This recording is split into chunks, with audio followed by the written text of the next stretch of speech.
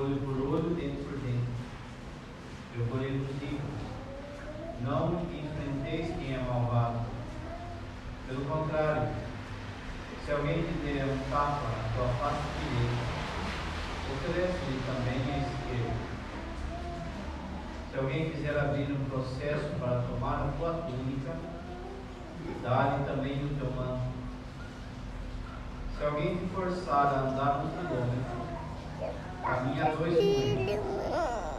Dá a quem te pede, e não vires as costas a quem te pede emprestado. Vós ouvistes o que foi dito: amarás o teu próximo e odiarás o teu inimigo. Eu, porém, vos digo: amai os vossos inimigos e rezai por aqueles que vos perseguem. Assim vos tornareis filhos do vosso Pai que está nos céus. Porque Ele faz nascer o sol sobre bons e maus, e faz cair a chuva sobre justos e injustos. Porque se amais somente aqueles que vos amam, que recompensa tereis? Os cobradores de impostos não fazem a mesma coisa? E se saudais somente os vossos irmãos, que fazeis de extraordinário? Os pagãos não fazem a mesma coisa? Portanto, sede perfeitos, como o vosso Pai Celeste é perfeito. Palavra da salvação. Glória a vós, Senhor.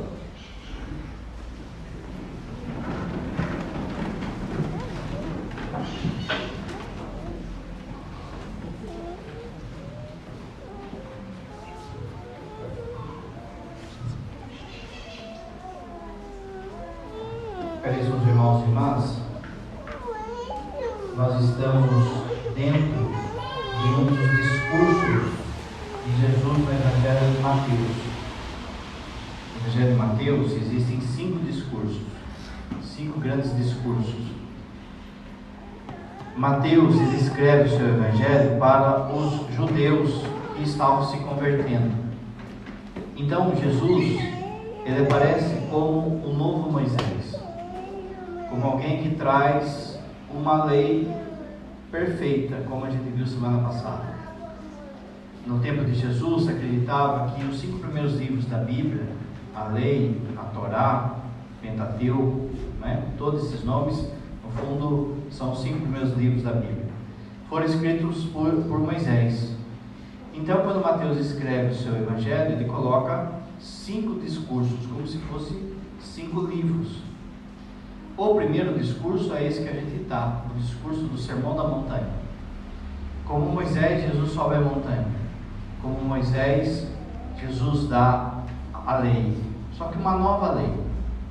Essa nova lei, diferente do que muita gente pensa, ela é sim a lei do amor. Mas do jeito que a turma pensa assim que a lei do amor é mais fácil de se viver. O importante é o amor. Sim, está certa essa frase. Só que o Timóteo ele usa de meias verdades. Se a gente pensar bem, é mais fácil ser judeu do que ser cristão. Apesar daquele monte de regra que há no Antigo Testamento e no judaísmo, basta que você cumpra regras. Não pode dar 1000 passos no sábado, não pode trabalhar no sábado, tem certos alimentos que não pode comer, tem certos tipos de culto que tem que fazer, enfim, são regras práticas. Porém, quando Jesus vem e dá essa nova lei, a lei do amor, diferente do que as pessoas pensam, essa lei agora ela é mais exigente. Ela exige muito mais de nós. Diferente do que a turma pensa, quem fala que Jesus veio acabar com o Antigo Testamento e trazer uma lei mais fácil. Tem gente que não está lendo o texto direito. Tem gente que não leu o Evangelho. Quem fala isso não leu o Evangelho. Porque a partir de agora, a coisa apertou. É mais difícil. Olha só, semana passada, lembra? Como que o texto começava? Não penseis que eu vim abolir a lei. Eu vim levar a lei à sua perfeição. E aí, Jesus diz assim: ouvistes o que foi dito, não matarás. Porém eu vos digo, aquele que chamar o outro de bocó, de tonto, de idiota, já merece o inferno. Então veja que apertou, não é? Antes era só não matar. Agora Jesus está falando assim: você pode matar com a boca. Ouviste o que foi dito, não adulterarás. Semana passada, lembra? E Jesus fala: todo aquele que olhar para uma mulher com desejo já cometeu adultério no seu coração. Repara então que a coisa apertou. Ficou mais difícil, não ficou mais fácil, ficou mais difícil. Ficou mais exigente. Sem a graça de Deus, ou sem o Espírito Santo, a gente não consegue viver a lei do amor de fato. A gente não tem força para isso. Porque aqui dentro existe um negocinho que chama orgulho, egoísmo. Hoje, de novo, hoje é a continuação da semana passada. E no evangelho de hoje, aperta ainda mais. Ouvistes o que foi dito: amarás o teu amigo e odiarás o teu inimigo. Pois bem, eu agora vos digo: amai os vossos inimigos e rezai por aqueles que vos perseguem. Meu, a coisa apertou. Ficou muito mais difícil, muito mais exigente. Só que, se você olhar na pregação de Jesus, existem duas passagens, duas falas de Jesus que dividem quem é discípulo e quem é simpatizante. Quem é simpatizante? Simpatizante é aquela pessoa que acha que Jesus é legal, Jesus é bom, eu gosto de ouvir as palavras dele, mas eu não quero me comprometer. O que é que divide quem de fato é discípulo e simpatizante? Primeiro, o evangelho de sexta-feira: se alguém quiser me seguir, tome sua cruz e me siga. Quem quiser ganhar a sua vida vai perdê-la, mas quem perder por causa de mim vai ganhar. É exigência, é cruz. Jesus não está falando de prosperidade. Olha, venha me seguir, que vai dar tudo certo na sua família, na sua casa, no seu trabalho. Esse não é o evangelho de nosso Senhor Jesus Cristo. Se alguém quiser me seguir, tome sua cruz e me siga. O outro evangelho que divide quem é simpatizante e quem é discípulo é esse evangelho de hoje. Jesus está mandando que a gente ame os nossos inimigos. Ninguém quer amar os inimigos. Ninguém quer. Mas Deus está mandando. Então, como a gente é discípulo, a gente precisa aprender a amar os nossos inimigos. É isso que o Padre vai falar hoje. Como que a gente ama os nossos inimigos? Passos para que a gente ame aqueles que nos fazem mal. A primeira coisa, por mais paradoxal que seja, por mais assim estranho que possa parecer, a primeira coisa para você amar quem faz mal para você é você meditar sobre o inferno. Olha, mas o que tem a ver? Muito. Você precisa entender a dureza que é o inferno. A primeira coisa é essa. Santo Inácio, quando começa as suas meditações, ele começa dizendo assim: olha, você vai fazer os exercícios espirituais, a primeira coisa que você tem que meditar é sobre o inferno. Por que meditar sobre o inferno? Porque veja, por pior que essa pessoa tenha feito algo para você, por pior que tenha sido algo que uma pessoa fez para você, não se compara ao sofrimento de alguém que está no inferno. Não se compara. Então, pensa na Rita. Olha o mal que essa pessoa fez. Olha o mal que abalou o mundo, a maldade dele. Muito bem. O que ele sofre lá embaixo, a princípio está lá embaixo, não é, mãe?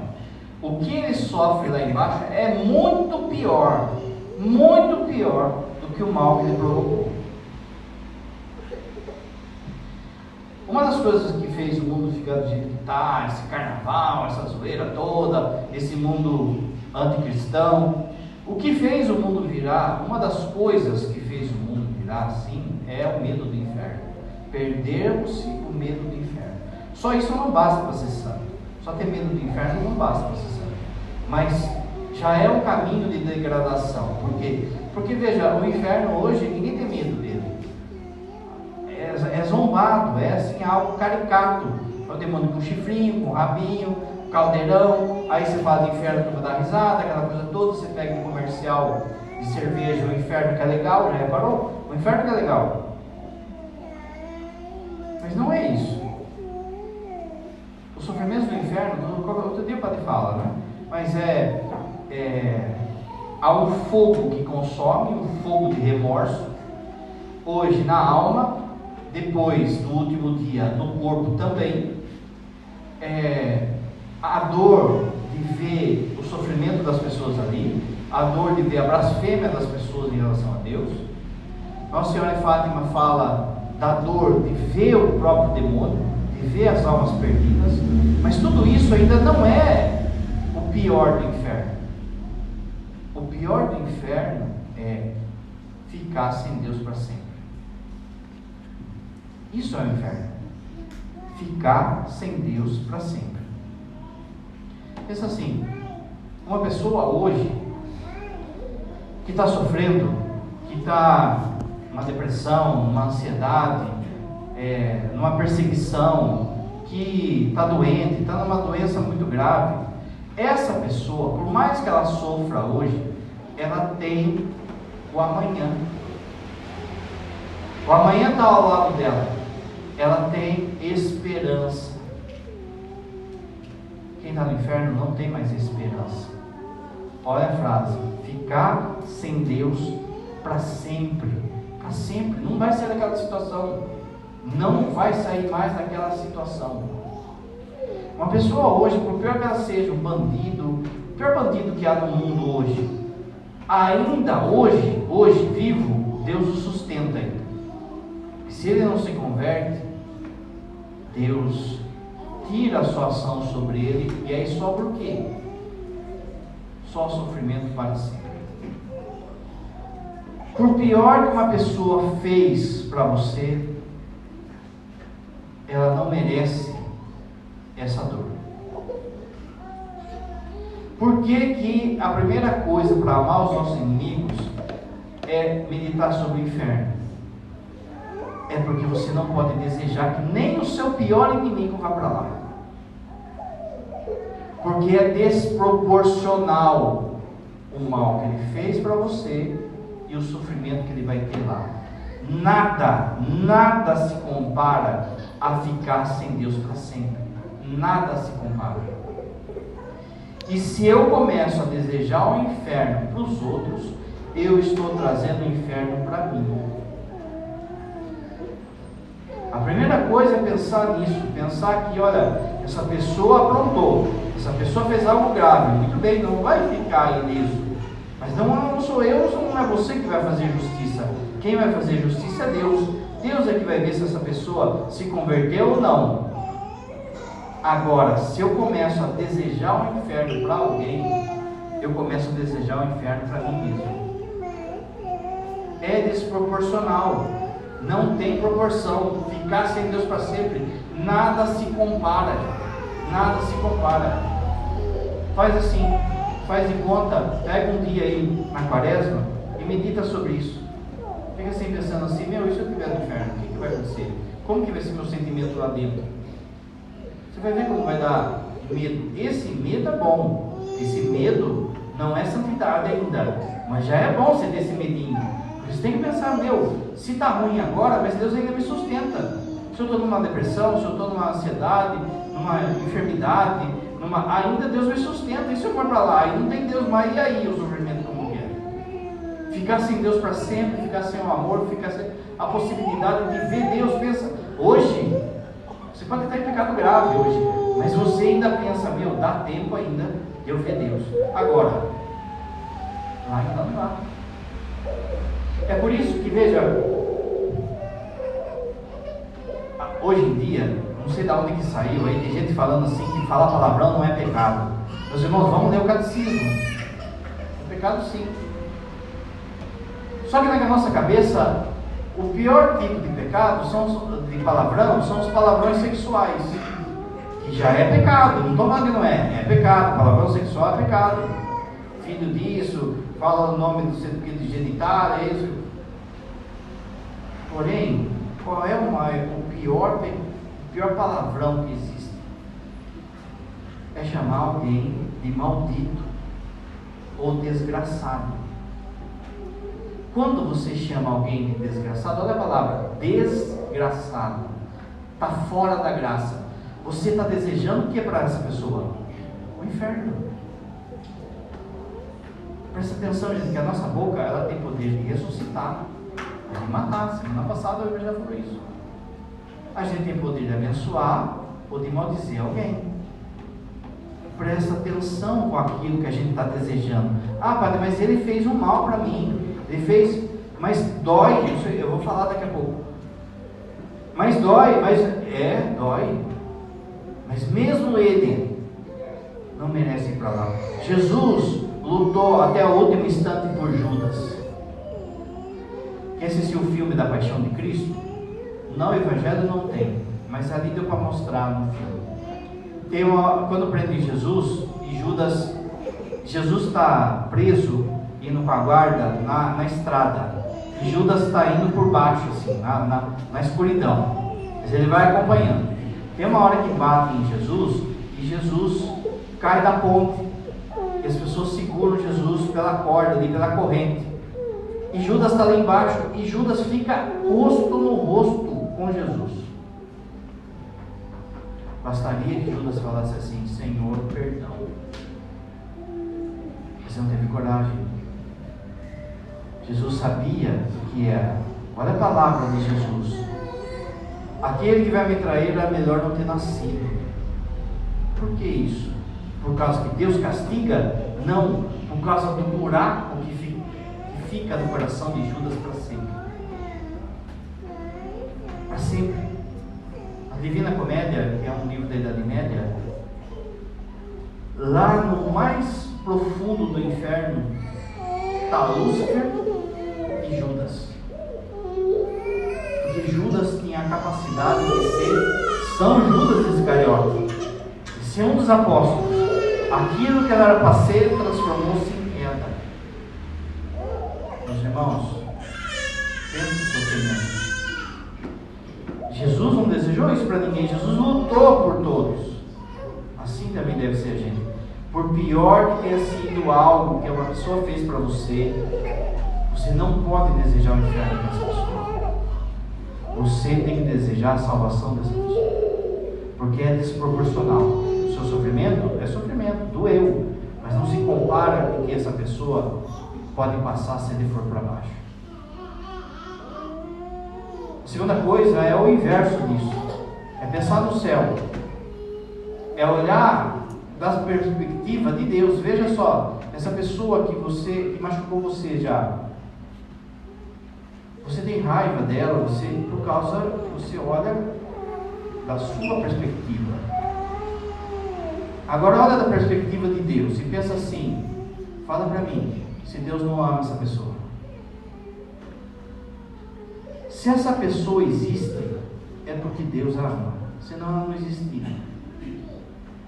Eu preciso olhar para as pessoas como alguém que é amado por Deus.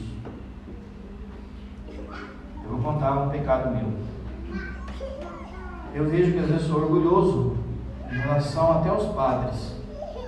Às vezes eu fico assim: por que esse padre está fazendo isso aí? Isso não tem nada a ver, isso aí não sabe. Tem coisa que destoa muito. Mas sabe o que vem na hora, assim, que as pessoas não vêm na hora e diz assim: ele é padre. Se ele é padre, significa que Deus o escolheu. Então eu não tenho que olhar o sacerdócio dele com o meu olhar, eu tenho que olhar para o sacerdócio dele. Deus o escolheu. Deus o que é padre. Se ele está fazendo algo errado, depois daqui a pouco o padre vai falar da correção. Se ele está fazendo algo errado, se ele está aí, é com Deus, não é comigo. Eu preciso olhar para as pessoas que também são ruins e pensar assim: meu Deus ama essa pessoa não entendeu ainda. O que no fundo é um santo? Um santo é alguém que entendeu que Deus o ama. Não é a gente que ama por primeiro, é entender que Ele nos ama. Você já viu o padre falando: Se você ficasse 24 horas rezando, adorando a Deus, vivendo em comunhão só, vivendo de terço, sem pecado nenhum, até o seu último dia de vida, não é nada perto do que Ele te ama. Você nunca vai conseguir devolver o que Ele te ama, nunca. Ele te ama mais do que você pode dar. Quem é um santo? O santo é aquele que entendeu isso. Eu preciso entender que Deus me ama assim. Eu preciso entender que Deus ama essa pessoa que me ofendeu assim também. Então eu tenho que querer o céu para ela. E aqui é que está o pulo do gato de São Tomás. São Tomás aqui não vai falar o quê? O que é uma pessoa boa? A pessoa boa não é quem tem cara de Santa Teresinha, sabe? Coitadinho. Não é quem fala manso. Tem gente que fala manso, mas solta o veneno, não é? São Tomás vai falar assim: ser bom é levar o outro para Deus. Quando eu sou uma pessoa boa? Quando eu levo alguém para Deus. Se eu não consigo rezar, pedir para que o meu inimigo vá com Deus, eu não sou uma pessoa boa. Eu não sou uma pessoa boa. Olha o que Jesus falou no Evangelho: se você não desejar o bem para quem te faz mal, você vira um pagão. Porque o pagão que gosta do amigo, o pagão que se vinga. Você não é pagão, você é meu seguidor. Então, para ser meu seguidor, você precisa querer que essa pessoa se salve. São Tomás de novo. Então, a partir disso, ele vai falar assim: o que no fundo é o amor? O amor não é sentimento. O amor não é mundo de Poliana, da Barbie. O amor é uma decisão de querer o bem do outro. Qual é o maior bem que existe? Deus.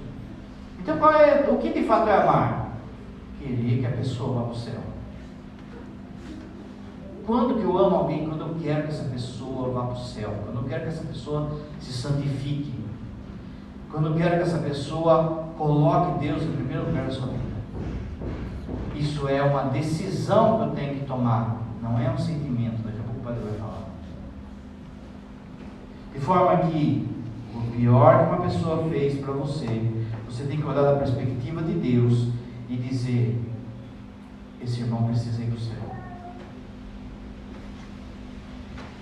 Ezequiel chega para Deus e fala assim: Senhor, por que o Senhor não acaba com os maus? Tem hora que você pergunta? Você vê lá aquelas notícias lá na televisão, aquela coisa lá, político, corrupção, bandidagem. Você pergunta: Senhor, por que o Senhor não acaba com os maus? E Deus responde para Ezequiel por duas coisas. Primeiro, se eu acabasse com os maus, você já tinha ido faz tempo. Não é? A gente já aprontou também. A gente não é Imaculada Conceição. A gente já foi machucado, mas a gente machucou muita gente. A segunda coisa é que eu não quero a morte do pecador. Eu quero que ele se salve. Então você não pode querer a morte do pecador. Você não pode querer que ele vá para o inferno. Você não pode querer que ele seja um desgraçado. Você tem que querer que ele se converta, que ele mude. Para isso é o perdão e rezar por aqueles que nos perseguem. Padre, mas é difícil. Eu falei, não falei? Mas você quer ser simpatizante ou quer ser discípulo? Simpatizante não vai para o céu. Gente com ódio no coração não entra no céu. Não dá para entrar no céu. Ou você resolve aqui, ou resolve no purga. Se você não quiser resolver, aí vai para baixo. Não dá assim, olha, eu estou sem falar com uma pessoa, aí eu morro, os dois morrem, aí chega lá no céu, está dando uma nuvem, encontro com a pessoa, eu vou trocar de nuvem aqui que eu não falo com essa pessoa. Não dá. Não dá, no céu não tem ódio, não dá para ter intimidade no céu. Ou a gente religa aqui, ou religa no purgatório, que é muito mais difícil, porque o sofrimento é maior porque você toma consciência do mal. Padre, mas não dá, a pessoa está longe, a pessoa não me acolhe, a pessoa escolheu hoje o pecado, a pessoa já morreu. Por isso que Jesus fala: rezai por aqueles que nos perseguem. você já começa a perdoar a pessoa, você já começa a querer o bem da pessoa, querer o céu da pessoa, você já começa a amar aquela pessoa quando você começa a rezar por ela. Não foi o padre que falou essa frase, gente. Não foi o Papa que falou. Não foi o santo que falou. Quem falou foi Jesus. Jesus está falando, olha, rezai para aqueles que vos perseguem. De forma então que eu tenho que olhar todas as pessoas com os olhos de Deus do alto. Deus quer que todos os seus filhos vão para o céu. Então eu tenho que querer que esse filho também, por pior que ele tenha feito por você, ele também se salve. Porque o seu sofrimento não foi maior que Jesus. E Jesus na cruz, Pai, perdoa-lhes, não sabem o que fazem. Não é assim?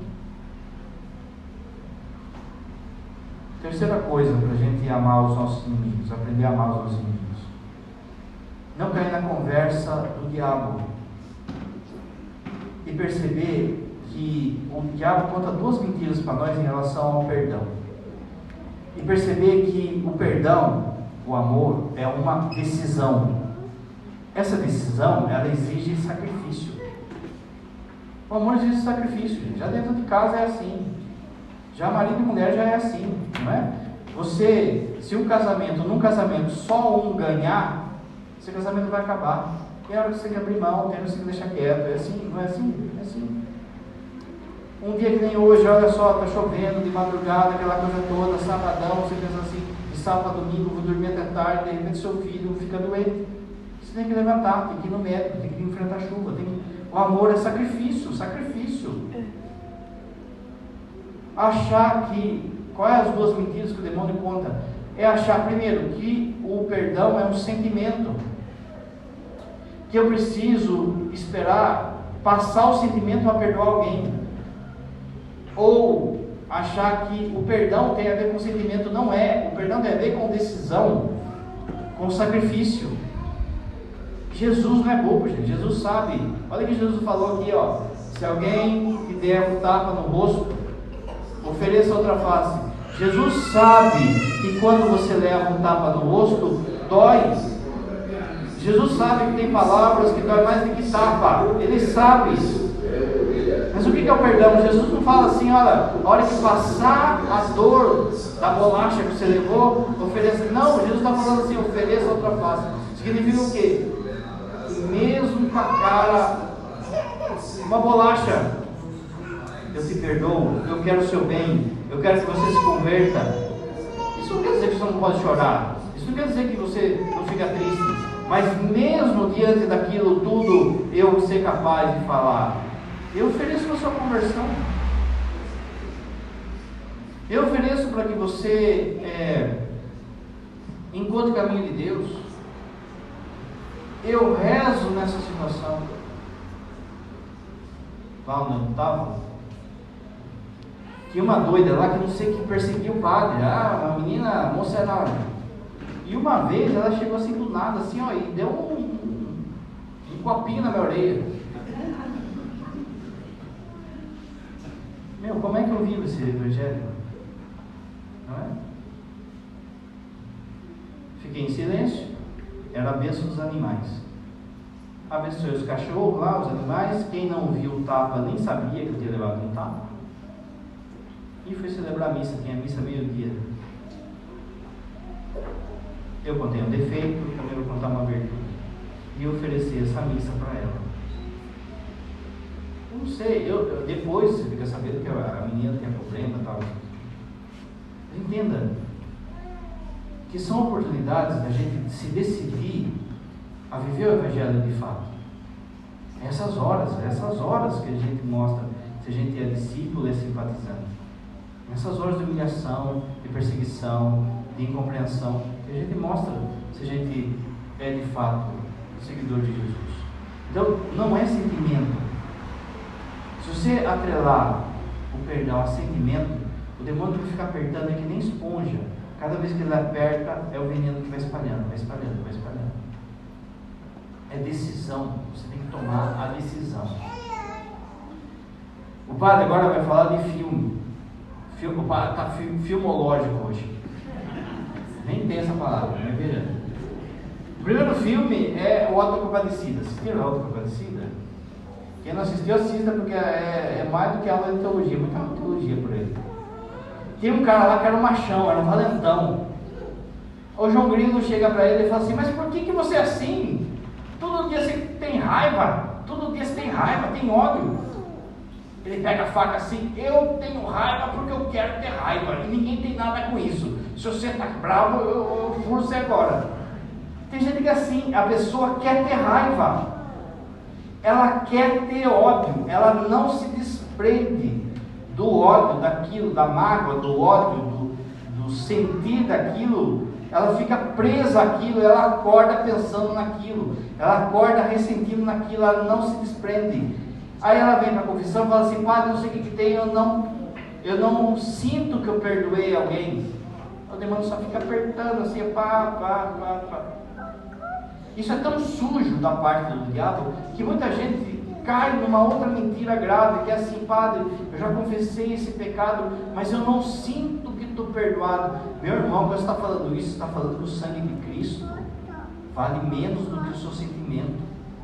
Não é o seu sentimento que te perdoa, o que te perdoa é o sangue dele. Você pegou, confessou, acredita no sangue dele e não no seu sentimento. Mas daí o demônio fica assim, ó, fica apertando. Aí você fica desconfiado da confissão, desconfiado do sacramento, do sangue de Jesus, fica esperando passar o sentimento para perdoar. Não vai perdoar nunca, mesmo com a cara de uma bolacha. Perdoa. Segundo filme, quem tem minha idade, um pouco mais ou menos, esse é velho, esse é velho. Um filme que chamava de Django, né? Era um cara lá do faroeste, lá. Esse cara, os mais novos aí, ó, esses caras, os mais novos nem sabem nem o que é faroeste, não é? É Bang Bang, aqueles filmes de Bang Bang. O cara, ele andava com um caixão, você lembra? Ele andava com um caixão, onde ele ia com um caixão. E a turma ficava assim: meu, o que ele tem nesse caixão aí? Será que é dinheiro? Aí o outro falava: é a mulher dele, mataram a mulher dele. E de fato era a mulher dele, aliás, tinham matado a mulher dele. No final do filme, os bandidos, veio 50 bandidos contra ele, tipo de filme, né? 50 contra 1 e o cara ganha ainda. Veio 50 bandidos que tinham matado a esposa dele. Então, veio no confronto final lá, mas a hora que ele abre o caixão, não é a esposa que está, o que está é uma metralhadora. Ele arranca a metralhadora e passa todo mundo. Meu, tem gente que é assim, que está carregando caixão, que está carregando defunto. Porque fizeram isso comigo lá em 1800, não sei quando. Porque quando o Brasil era tricampeão de Deus, né? Porque isso aqui, porque ele fica carregando aquele caixão. Na hora que precisar, ele abre e metralha quem estiver na frente. Quem estiver na frente, ele metralha. Por causa que está ressentindo. Ressentimento, daqui a pouco o padre vai falar. Mas veja, a gente tem que tomar muito cuidado, às vezes, para não metralhar quem não tem nada a ver. Às vezes a gente metralha o mensageiro, né? O padre foi celebrar lá na Sagrada Coração de Jesus agora, e o padre chegou lá, a porta estava fechada. Cadê a chave? Sumiu a chave, né? Aí você chega na comunidade, o sangue da gente vai assim, né? Não é? Abre o caixão. Abre o caixão. Aí a mulher vai fazer: padre, então sumiu a chave, não sei o que. A mulher só contou para o padre: se eu não me seguro, eu metralho o mensageiro, que não tem nada a ver. Não foi o mensageiro que perdeu a chave. Entende? Às vezes a gente é assim, a gente metralha o mensageiro. A gente fica carregando o óleo, fica carregando ali o caixão e só esperando o momento. Aí vai fazendo memória do que foi. Porque essa pessoa uma vez chamou eu de burro. Pensa só, gente, tem gente em comunidade que está há 5, 10 anos sem se falar com outra pessoa por causa de 10 segundos de uma palavra atravessada, de um desentendimento, de uma palavra não entendida. Por exemplo, a chave, a pessoa que usou a chave lá, em vez de ela dar para a pessoa, ela colocou no molho. E aí está todo mundo procurando, liga para um, mas já estava no molho. Num desses desentendimentos, poderia ter rachado uma comunidade, rachado a amizade, por causa de uma coisa breve. O caixão podia ter durado 10 anos, 5 anos. Às vezes é assim. A gente fica ressentindo. Isso aqui é outra desgraça. É o que o Django fazia. Ressentindo. Ele não queria se libertar do passado. Ele não queria se libertar do caixão. É o cara lá do autocompadecida. Eu quero ficar mal. Eu quero ficar bravo. Eu quero ficar ressentindo. Ressentimento, gente, olha, adoece você. Ressentir adoece você. Adoece o seu físico, adoece o seu psíquico, adoece o seu espiritual e adoece o seu financeiro. Falta de perdão trava a sua vida. Ressentimento trava a sua vida. Terceiro filme. Esse é bom, hein? Rocky Balboa, né? O filme do Rocky, o lutador lá, para quem é novo, às vezes não sabe, né? O filme do Rocky, por que a molecada ficava doida com o filme do Rocky? Não é por causa dele ser um bom pugilista, pensa só, um bom lutador, porque ele só apanhava, né, ué? Todo filme ele apanhava, né? No primeiro lá, ele fica com o rosto inchado, assim, todo, né? E a hora que acaba assim, ele fica chamando a esposa, Adriana, né? Assim. Mas apanhou que nem um cachorro velho. Mas o que dava assim emoção na molecada desse tio Rock? Não é que ele era bom pugilista, era a capacidade dele de se levantar, não é? Ele não desistia. A hora que ele caía, tocava a musiquinha lá, a neném já ficava. Ele se levantava, ele se levanta, ele não fica no caixão. Você tem que prestar atenção, você quer ser Django ou quer ser Rock? Se levanta, o mundo vai te bater. Aqui eu não estou para adocicar ninguém. O mundo vai te bater, as pessoas vão te bater, o demônio vai te bater, você vai bater em você mesmo. Tem muita coisa que a gente se mutila, a gente se corta, tem muita coisa que a gente mesmo bate na gente. Mas ser cristão é ter a capacidade de levantar. Levante e ande. Para de ressentimento. Você tem que transformar. Tem um teólogo italiano que fala assim: você tem que ter a capacidade de transformar feridas em marca de ressurreição. Quando Jesus estava na cruz, ele estava ferida viva, só ferida. Mas quando ele ressuscita, as feridas caem, fica o corpo limpo, ele deixa o corpo dele limpo. Só que ele faz questão de deixar as chagas dos pés, do lado, da mão e da cabeça. As feridas caem, mas essas chagas ele deixa. Por quê? Porque na hora que ele aparece com os apóstolos ficam com medo. Será que é ele? Será que é o fantasma? O que Jesus fala? Sou eu mesmo. Toque nas minhas chagas. Jesus é reconhecido pelas suas chagas. Você vai ser reconhecido não por suas feridas, mas por suas chagas. Aquilo que você ressuscitar. No céu, cada chaga sua vai ser uma medalha. Cada chaga sua que vai brilhar. Por isso, ressuscite nas coisas. Ressuscite, não fica carregando caixão. Não fica descontando nas pessoas. A vida não é fácil para ninguém. Todo mundo aqui tem trauma. Todo mundo aqui já foi machucado. Todo mundo aqui já machucou. Ressuscite. Se você não entendeu nada que o padre falou, presta atenção. Quando ele estava na escola, lembra? E aí, era uma dificuldade de ter bolacha, era ou não era? Quando tinha bolacha era porque não saiu o pagamento do pai. Às vezes você ganhava aqueles Mirabel, tinha Mirabel. Aí é o dia que você levou Mirabel uma vez no mês, olha lá, é o dia que você conseguiu, há 6 meses deram Mirabel para você. Aí você foi lá, bateu o sinal, quando bate o sinal, o que a criança vai? Sai tudo zoado, né? Aí você bobeou, a molecada bateu no seu ombro, caiu a bolacha no chão. Aí você pensa o quê? 6 meses para comer uma bolacha, você acha que eu vou deixar aqui no chão? Não é? Você pega a bolacha, dá aquela lustrada, soprinho e ó, e se alguém tirasse sarro seu, qual era a frase? O que não mata, tá vendo? A panela assim porque cai muita bolacha.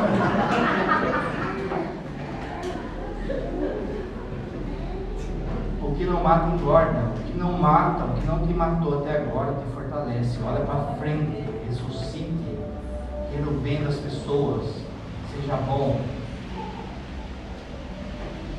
Como que eu aprendo a amar as pessoas, os inimigos? Saiba corrigir. A primeira leitura falou da correção.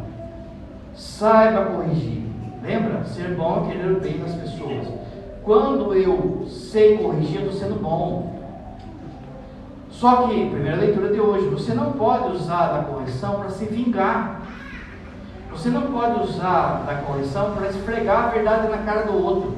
Você não pode usar da correção para mostrar que sabe, ou mostrar que você está com a razão. Você, abra seu ouvido, precisa corrigir para salvar. Corrigir para salvar, e não para descontar. Quando, um exemplo simples, quando que um beliscãozinho no filho, um tapa no filho não é pecado? Quando o pai ou a mãe usa isso como um recurso para salvar.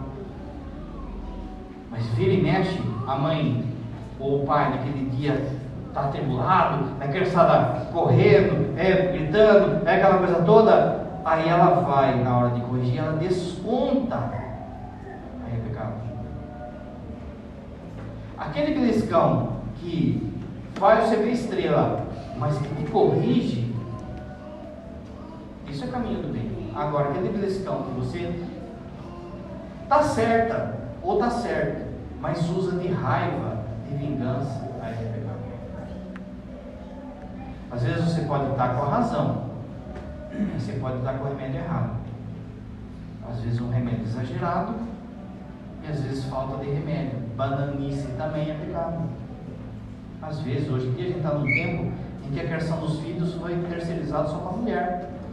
Só a mulher que corrige, o cara não quer corrigir. Gente, presta atenção. Corrigir para salvar. Vocês são um casal, não fizeram filho sozinho. Vocês têm a missão de levar essa criança para o céu. Então, quando você vai corrigir alguém, ter essa capacidade de, olha, meu irmão, eu estou corrigindo porque eu quero a sua salvação. Mas como que a gente corrige? Corrige já com as pedras na mão. Aí é o pecado. Corrige para se vingar. Corrige para falar bem feito. Eu avisei. Corrigir para salvar. O que mais? Presta atenção. Ser generoso. Dar mais do que as pessoas pedem. Você precisa aprender a dar mais do que as pessoas pedem, para que na hora dessas confusões, você está treinado nisso. Você está treinado na generosidade. Olha o que Jesus falou hoje. Se a pessoa pede para te dar 1000 passos, você dá 2000. Se a pessoa pede a sua capa, você dê também a túnica. O que significa isso? Seja generoso nas coisas. Faça mais do que as pessoas pedem. Não esperem as pessoas pedirem. Preste atenção nas pessoas.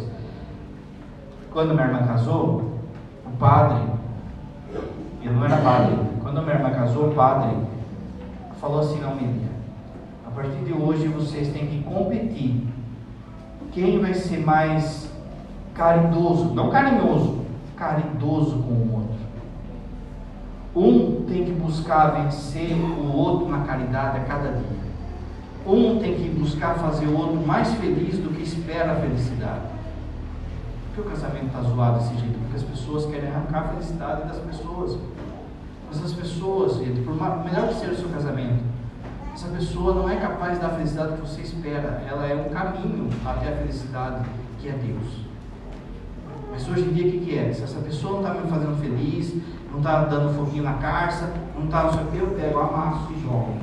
É por isso que muita gente troca a família por um bar, troca a família por uma aventura. Mas veja, seja generoso para não cair na cilada do inimigo de pequenas infidelidades que causam inimizade. Um dia na comunidade, uma pessoa falou uma palavra atravessada. No outro dia, passou 2, 3 dias, a pessoa guardou e descontou. No terceiro dia já estão sem se falar. No quarto dia já começa a falar mal do outro. No quinto dia já arrebentou com uma comunidade.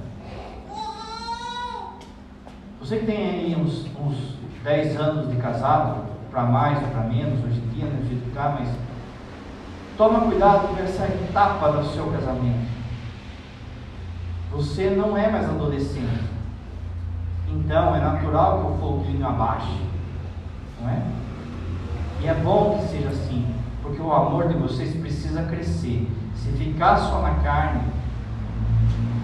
é legítima a união conjugal, mas você não pode ficar só nisso, você tem que crescer nisso. É legítimo a união conjugal, mas só que não pode ficar nisso. Hoje em dia está parando nisso, por isso também muita coisa está arrebentada. Mas veja só, olha como o amor evolui com o tempo, se de fato viveu o Evangelho. Você já reparou por aí? Sempre tem, todo mundo conhece aquele casal que viveu 50, 60 anos juntos e que não tem mais nada, eles não têm mais nada. Mas passa um tempo, um morre, passa outro tempinho, o outro morre também. O outro morreu com a ausência do outro. Não tem mais nada. Percebe? O amor evoluiu, passou. Isso não é desmerecer a intimidade, mas você perceber que o amor tem que crescer.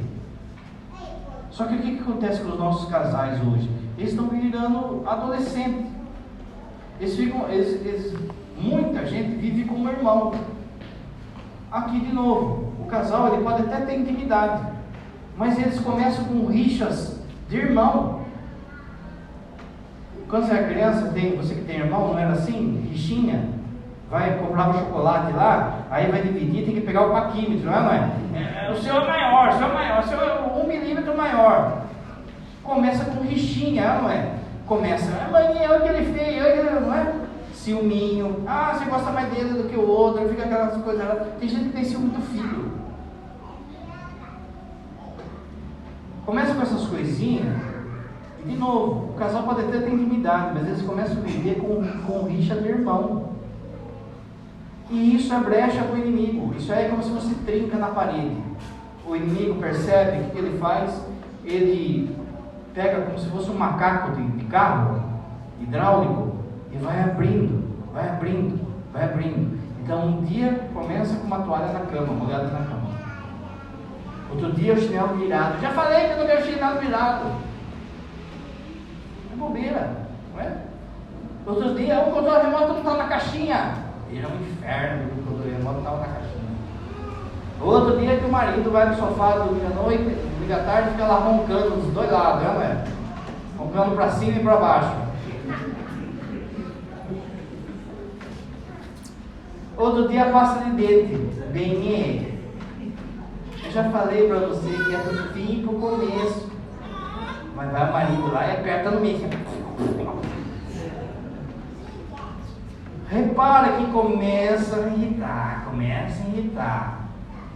Daqui a pouco você percebe que está com raiva da pessoa.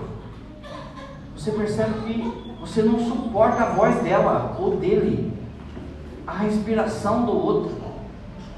Meus irmãos, como que começou isso? Por falta de generosidade.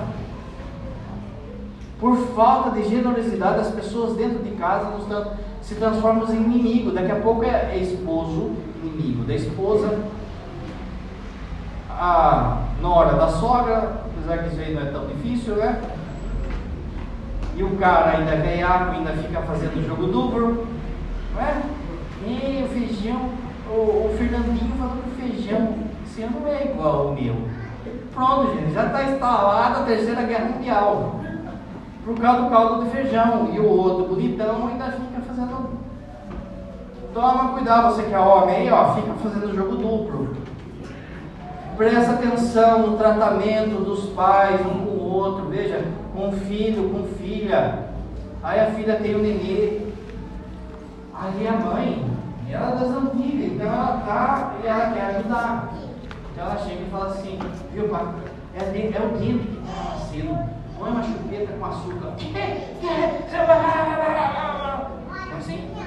Aí passa 10 minutos, ela vai no YouTube, aí tem uma especialista que fala assim, para acalmar o dente que está nascendo, põe uma chupeta com açúcar. Ah, daí ela põe. Mas como foi a mãe que falou, aí ela não aceita. E solta os cachorros em cima e fala um monte, e fala. O pai tem uma coisa com o moleque. Não, o filho meu tem que trabalhar. Não vou dar nada de mão beijada, não. Meu, vai levar onde isso aí? Vai levar no caixão?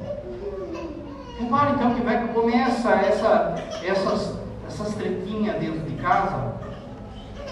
E daqui a pouco, papai sem falar com o filho, filho sem falar, filha sem falar com mãe. Por quê? Porque no fundo eu sou generosa, não sou generoso. Meu irmão, se sua mãe falou lá, olha, põe a chupeta com açúcar lá, se dá um sorrisinho amarelo, e não dá, mas só que você escuta, mas não jogar os cachorros lá em cima. Não pode falar nada, não pode saber. Vem com aquele estresse. Quanta gente que trata mal os pais depois de adulto. Seus filhos só ficam assim, ó. Não é? Daqui a pouco, a pessoa dentro de casa se orgulha. Quanta gente sem falar com o irmão? Meus irmãos, se você está sem falar com o irmão, depois dessa homilia, você tem que pegar o telefone hoje e ligar para ele. Senão você começou, não vai bater. Seja quem for da sua família, tenha coragem de falar, olha, eu não sei quem está certo e quem está errado, mas vamos deixar de lado, gente. Para terminar, rezar pelas pessoas. Amigo, é o seguinte: quando você lembrar, quando você perceber que fizeram mal, quando te julgaram, quando, Senhor, abençoe, fala o nome da pessoa e fala assim, Senhor, abençoe essa pessoa. Senhor, eu vou rezar esse texto para essa pessoa.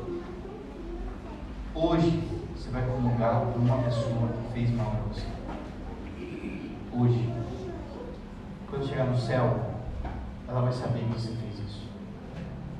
Não perca a oportunidade de rezar para aqueles que percebem. Você lembra das bem-aventuranças? Bem-aventurados os misericordiosos, porque alcançarão misericórdia.